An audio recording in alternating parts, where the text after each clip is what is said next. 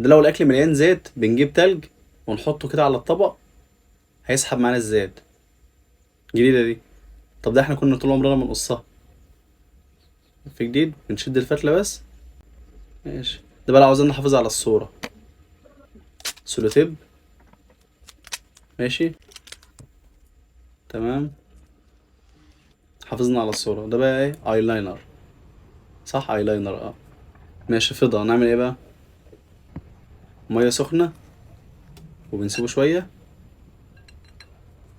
تلاقي اشتغل تاني. جامدة. ماشي. اه.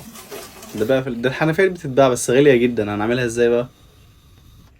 بنجيب غطا ازازة ونعملها بالشوكة، ونجيب بالونة. ماشي.